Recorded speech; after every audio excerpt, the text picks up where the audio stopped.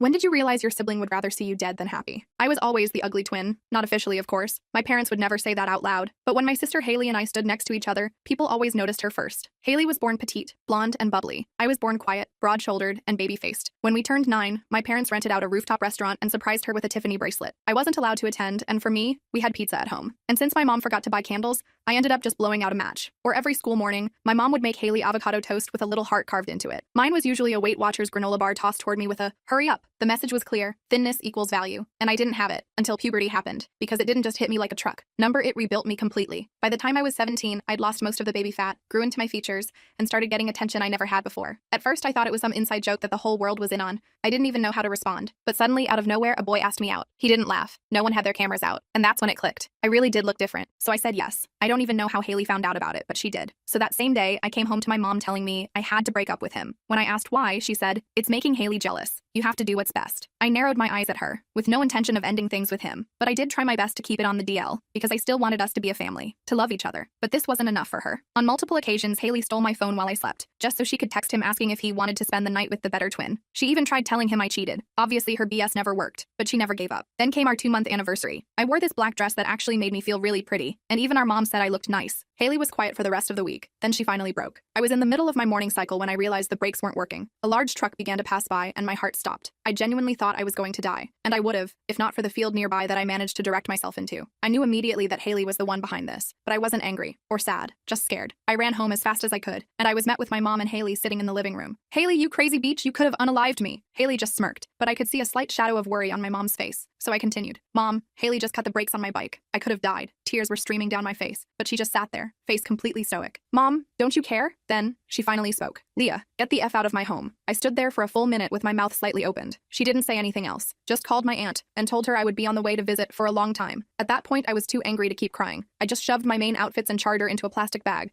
before storming out into the Uber parked outside. My veins ran cold. But 5 minutes later, I completely forgave my mom, because that's when she called me. "Honey, I'm sorry, but you're safer this way," she was whispering, voice shaking. "Your sister's jealousy has gotten out of hand." Turns out a week ago when my mom complimented me, my sister cut the brakes on her car. My mom was too scared to go to the police because Haley threatened that if any authority figures got involved, she would commit suicide. Suddenly, it all made sense. I could tell from her tone that she regretted the way she raised Haley too, but I didn't. You see, Haley now believed she was on top of the world, that nothing could knock her down, that I was the lesser half, and I was about to show her just how strong the power of underestimation can truly be. The rest of the full video is on my channel and linked below.